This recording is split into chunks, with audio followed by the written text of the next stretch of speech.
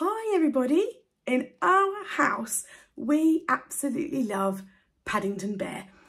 It's a classic, and I didn't know that there was an Easter story, and we found this book at our library, and so I thought I must share it with you too because it's Paddington and it's Easter. So it's by Michael Bond and Karen Jankel?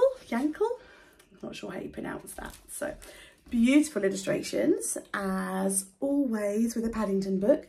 Now the writing is a little bit small, so I'm going to turn the book round, but I promise to show you the illustrations too.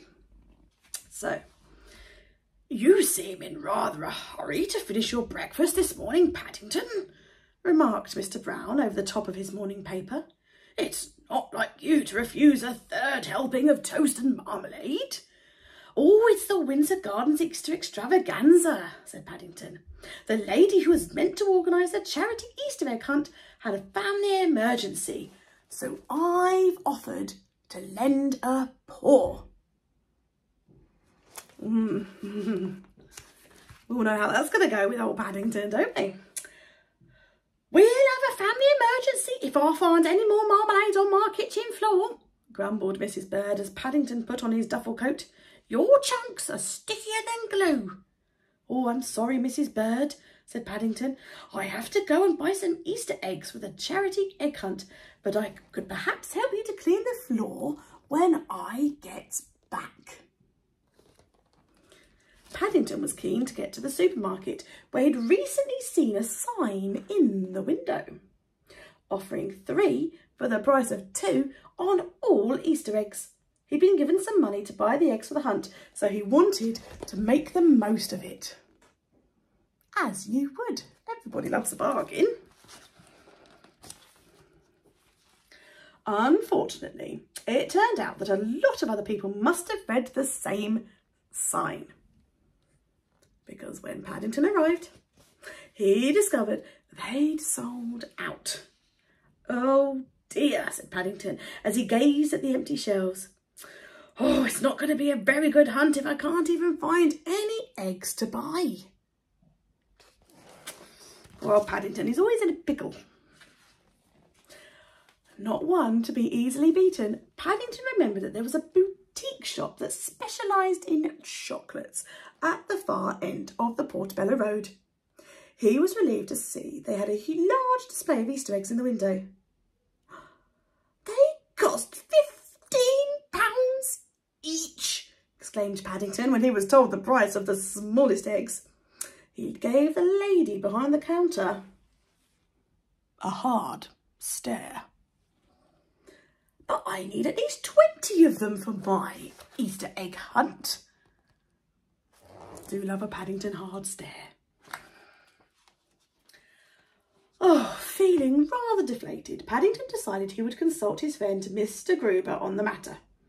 It was nearly time for their 11s, and there was nothing like a chat over a bun and a mug of cocoa to solve a problem. On this occasion, though, Paddington found the answer to his dilemma before he'd even reached Mr. Gruber's antique shop. He almost didn't see the man standing beside a pile of cardboard boxes, but Paddington's ears pricked up when he heard him call out, "Tenner a box! Get your Easter eggs here, only 50p each, or £10 for a box of 2 dozen. What could possibly go wrong, eh?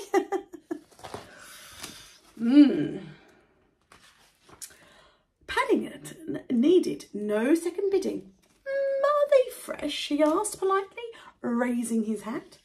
Fresh? Exclaimed the man. Why? They're not just factory fresh, they're lorry fresh. He lowered his voice. They fell off the back of the van only this morning. Feeling in his pocket, Paddington took out a £10 note, and the man held it up to the light. Is it all right? He asked the man. You're going to be too careful with forgeries these days. Is it all right? Repeated Paddington hotly.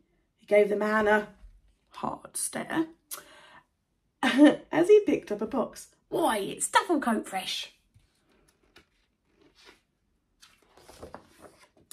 Mr. Gruber was getting their elevenses ready when Paddington arrived at his antique shop, and he listened carefully to the story of his friend's encounter. "Oh, a whole box of eggs for £10 does sound a very good bargain, Mr. Brown," he said, as they settled themselves down on the horsehair sofa at the back of his shop. "But I do think you ought to check them. It's very rare you get something for nothing in this world."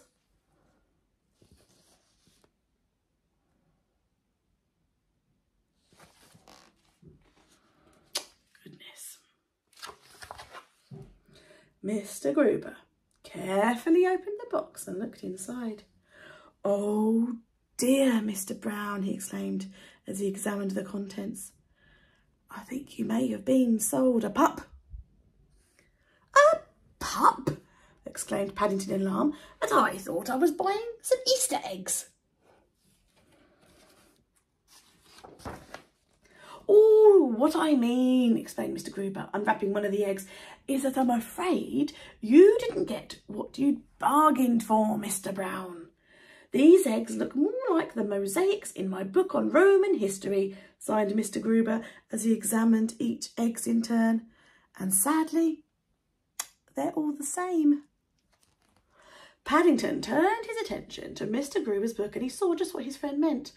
All the eggs appeared to have been broken into dozens of small pieces and looked very similar to a photograph of a mosaic floor in a Roman villa. "Oh, I expect it happened when they fell off the back of the lorry," said Paddington. Mr. Gruber pricked up his ears. "Would you mind repeating that, Mr. Brown?" he exclaimed, suddenly alert.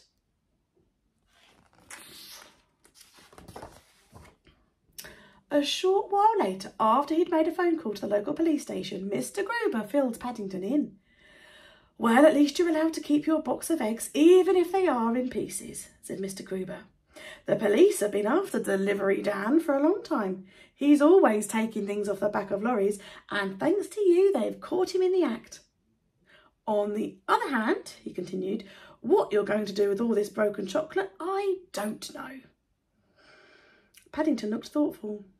"I think your book on Roman mosaics may have given me an idea," he said. "But first, I need to buy some extra jars of marmalade."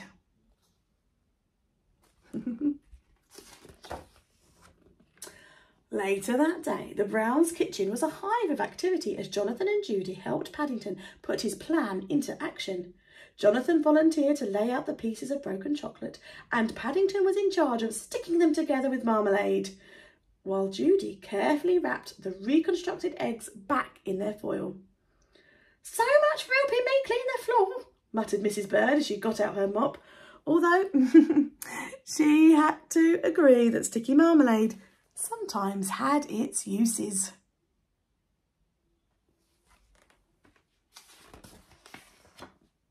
The following day, the Browns joined all their neighbours for the fundraising extravaganza. Windsor Gardens had been closed to traffic and there were games and activities for all ages.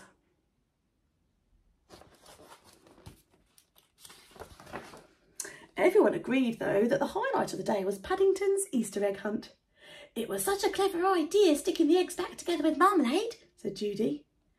"And it means they taste delicious too," declared Jonathan, who just managed to find one of the eggs that Paddington had hidden carefully under a bush.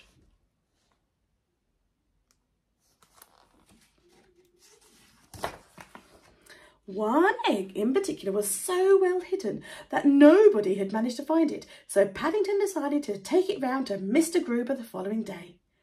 "This is to thank you for giving me the idea," explained Paddington, raising his hat to reveal his gift. The egg had started to melt and there were a few stray whiskers and sandwich crumbs stuck to the foil, but if Mr. Gruber noticed, he was far too polite to say anything. Good old Mr. Gruber. "Oh, thank you so much, Mr. Brown," said Mr. Gruber as he admired Paddington's present. "I feel very honoured to have been given one of your special eggs. It's so special, it would be a shame to eat it straight away, so if you don't mind, I think I shall save it for later." "Oh, it's lucky you showed me your book about Roman mosaics," said Paddington. "Otherwise, we would have had an Easter egg hunt with no Easter eggs. In fact," he added, It was such a good idea that I think I'll make some more next year. The end. Good old Paddington.